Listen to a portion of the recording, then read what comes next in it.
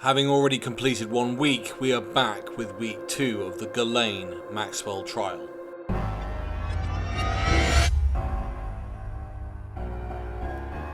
Hey everyone, welcome back to Political X. For more knowledge and updates on UK, European and US politics, make sure you subscribe to this channel. An interesting thing was to happen where another British girl is talking about how she was seduced by Ghislaine Maxwell at the age of 17 and brought to Maxwell's London abode. It's interesting to see that London is a focal point once again, yet the British police, the London Metropolitan Police, are refusing to investigate, suggesting they can't find any evidence. It's interesting because I always assumed it was the police who were meant to go off and try and find further evidence to support the allegations being made, or to at the very least clear up those allegations. It doesn't seem like the London Met are doing that. This lady would be known under the pseudonym of Kate, and Kate claimed that she had met Maxwell at the age of 17 at a party in Paris, and that Maxwell and her had exchanged numbers, and when Kate was in London, Maxwell invited Kate over to her pad in Belgravia to come and meet a very interesting philanthropist who liked to help young girls.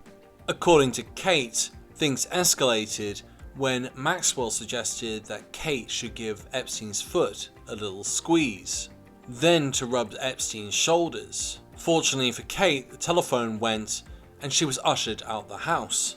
Within a few days, Kate was asked to come back. She was needed because she had such strong hands and Epstein needed a massage. She was a 17-year-old girl. She weighed 95 pounds and had no training as a masseur. But again, she agreed. She was then taken into the house, taken upstairs and put into a room with Epstein, who initiated sexual contact and engaged in a sex act. Afterwards, Kate would meet with Maxwell and discuss what had taken place, and she's testified that Maxwell made everything seem like a fun and silly joke and made Kate feel special. For Kate's 18th birthday, she received a Prada bag with a note saying it was a gift from Maxwell and Epstein. Things continue to escalate for Kate and her experiences with Epstein. She was flown to Palm Beach, New York City and the US Virgin Islands. Her testimony is important because it shows that Maxwell was engaged with these sex acts at some level. When Kate left the stand, the government called a JP Morgan executive who walked the jury through transactions that occurred in Maxwell's financial accounts between 1999 and 2007. Among them were 3 cash transfers from Epstein to Maxwell: $18.3 million in 1999, $5 million in 2002, and $7.4 million in 2007. The last transaction was followed 1 day later by another $7.3 million transfer from Maxwell using an account labelled Ghislaine Air to the Sikorsky Aircraft Company, and that was for a helicopter. The significance here is that Ghislaine got $23.5 million and a helicopter. Kate got a Prada bag, showing that actually Ghislaine had a more intimate relationship with Epstein than she's letting on. She got heavily rewarded her acquiring of young girls. It won't be much of a surprise if Maxwell's defense team, when it presents its version of the case, attempts to argue that Maxwell was herself a victim of Epstein, that Maxwell was intimidated and manipulated into doing Epstein's bidding. But these financial records would suggest otherwise, that she profited from his relationship.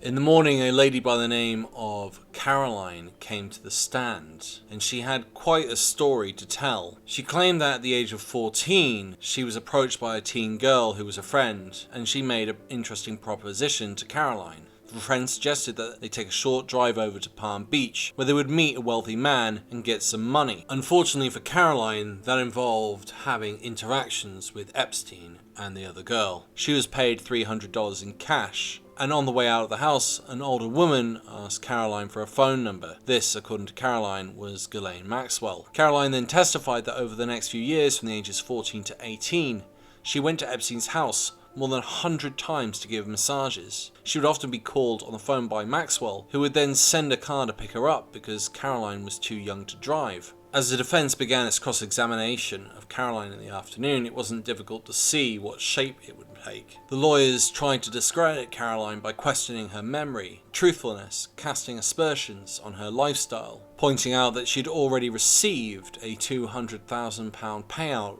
as a result of a case she took against Epstein. Yet the story she told was the same in so many ways as Jane and Kate. She alleged that she had been subjected to sexual abuse by Epstein and had been facilitated by Maxwell. There was also one final intriguing moment that came out of this. Caroline spoke about other adult women who had participated. She claimed Epstein had even once pushed a button and a woman had turned up almost immediately. Some of the adult women engaged in the abuse, whom Jane and Caroline have spoken of, have been identified by name, some only by first names, and some have remained anonymous. Who exactly all these older women are may be revealed later on in the case.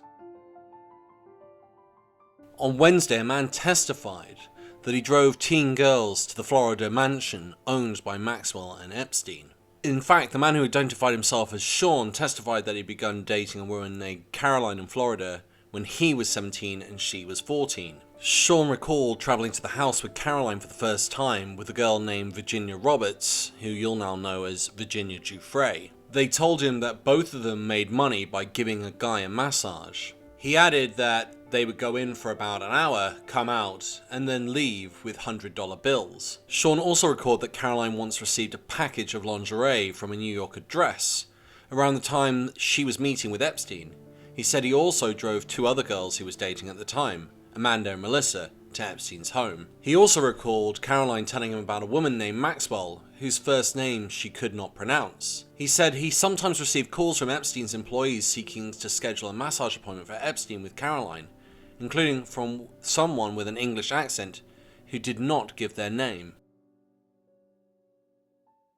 On the final day for the prosecution, Annie Farmer was brought forward as a witness. Miss Farmer, 42, told the jury that she had met Mr. Epstein in New York City in late 95 or early 96, when she went to visit her older sister, who worked for Epstein. Epstein paid for a flight from Arizona, and she had hoped he might provide other financial support. During the trip, Epstein took the sisters to a movie theatre. He sat in between them and began to touch Miss Farmer. Later in spring, still at the age of 16, Miss Farmer went to visit Epstein at his Santa Fe ranch, where she met Maxwell. Once Maxwell directed her to get undressed, she gave her a massage. And while Miss Farmer was naked on her back, she testified Maxwell pulled the sheet down, exposing her, and touched her inappropriately. She also claimed that she woke up one morning to find Epstein in a room, bounding in this playful way, saying he wanted to cuddle. He got into bed with her and pressed his body against hers. Judge Nathan told the jury they should not consider the contact this Miss Farmer described being initiated by Epstein and Maxwell as illegal sexual activity, but they could weigh Miss Farmer's account as they consider Maxwell's role in Epstein's pattern of abuse. Miss Farmer's mother and her high school boyfriend also supported parts of her testimony. David Mulligan, Miss Farmer's high school boyfriend, said Miss Farmer had told him about her encounters with Epstein and Maxwell, and her mother, Janice Swain, confirmed Miss Farmer's travels and her communication with Epstein. She even went so far as to say that when her daughter returned from New Mexico, she was withdrawn and did not want to discuss what happened. Shortly after 4 p.m, the federal prosecutor announced the government rests. With the jury dismissed for the weekend, a lawyer for Miss Maxwell, Christine Everall, made a motion to dismiss the charges against his client, a routine move in criminal trials, arguing that there was insufficient evidence to support the accounts. Judge Allison J. Nathan denied the motion. The trial will continue on Thursday.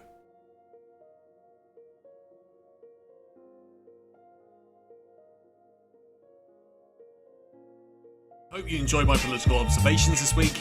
If you'd like to support me, please share the video with others and post about it on social media. If you're keen for more, subscribe, comment, like, and hit that notification button. Thanks for listening, and see you next time on Political X.